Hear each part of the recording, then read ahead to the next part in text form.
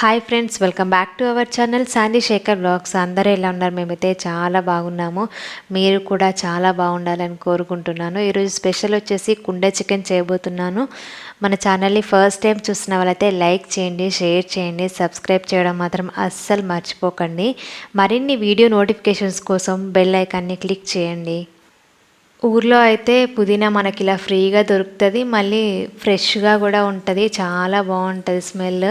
ఒక half KG chicken వరకు తీసుకొని వాటర్ వేసి మంచిగా క్లీన్ చేశాను. 1 టైం వాష్ చేస్తే సరిపోతుంది, మరీ ఎక్కువ వాష్ చేస్తే కూడా బాగోదు. ఇందులోకి ఒక హాఫ్ టీ స్పూన్ వరకు పసుపు వేసాను. 3 టేబుల్ స్పూన్స్ వరకు కారం వేసాను. 3 అంటే ఈక్వల్ క్వాంటిటీ. సాల్ట్ కూడా 3 టేబుల్ స్పూన్స్ తీసుకున్నాను. మేమైతే గరం మసాలాలు ఎక్కువ వాడము, అంటే పౌడర్ అలా. ధనియాల పొడి అయితే ఒక టేబుల్ స్పూన్ వేసాను. అల్లం వెల్లుల్లి పేస్ట్ కూడా ఒక స్పూన్ వేసాను. ఇందులోకి కొంచెం ఆయిల్ ఒక పావు వరకు వేసేసుకొని మంచిగా మ్యారినేట్ చేసేసేయాలి. ఇలా మంచిగా మ్యారినేట్ చేసి ఒక 10 to 15 మినిట్స్ సైడ్కి పెట్టేసేయాలి. ఇవన్నీ ఆ పీసెస్కి బట్టి టేస్ట్ అనేది చాలా బాగుంటుంది. మ్యారినేట్ చేసేటప్పుడు నేను పెరుగు మిస్ అయ్యాను, లాస్ట్లో యాడ్ చేశాను. మట్టి పాత్ర వాడుతున్నారు కదా, మట్టి స్మెల్ రాదా అని మీకు డౌట్ వచ్చేసి ఉంటుంది. సో ఈ మట్టి స్మెల్ రాకుండా కొన్ని టిప్స్ ఉన్నాయి. ఆ టిప్స్ ఏంటంటే నేను చెప్తాను కంటిన్యూషన్లో. వీడియో అయితే స్కిప్ చేయకుండా కంప్లీట్గా చూడండి.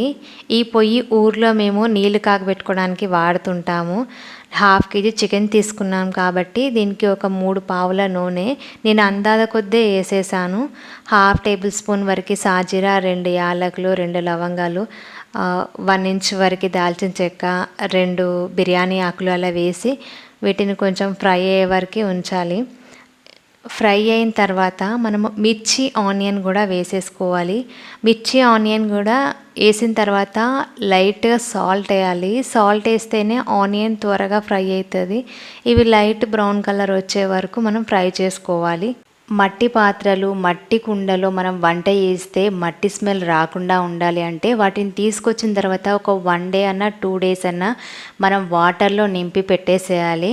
ఆ 2 డేస్ తర్వాత మనం తీసేసి వంట చేసే ముందు ఒక 1 అవర్ అయినా 2 అవర్స్ ముందైనా ఆ మట్టి పాత్రలో మనం నీళ్లు బాగా మరగబెట్టి చల్లార్చాలి.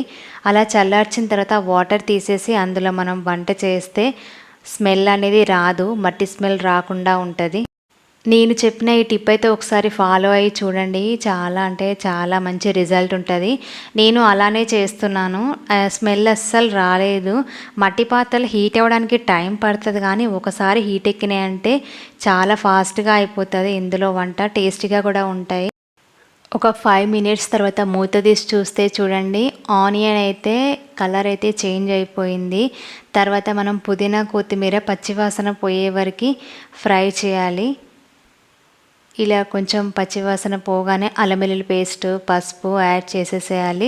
ఇందులో టమాటా వేసుకుంటే కూడా చాలా బాగుంటుంది టేస్ట్.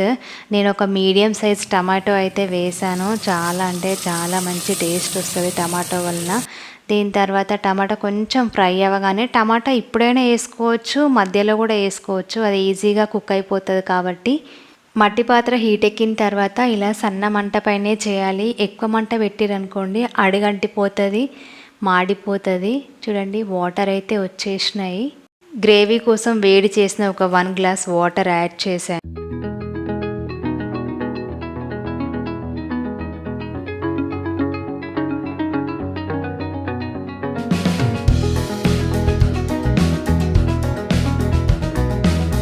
ఫైనల్గా కుండ చికెన్ అయితే రెడీ అయిపోయింది. చూడండి చాలా కలర్ఫుల్గా ఉంది కదా.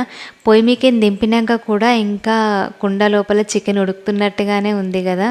టేస్ట్ అయితే చాలా బాగుంటుంది. మీరు కూడా ఒకసారి ఇలా ట్రై చేసి కామెంట్ సెక్షన్లో కామెంట్ చేయండి ఎలా ఉంది అనేసి. చిన్నపిల్లలు కూడా చాలా ఇష్టంగా తింటారు.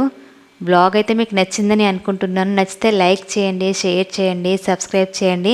అలానే బెల్ ఐకాన్ కూడా క్లిక్ చేయండి. Thank you for watching. Bye bye.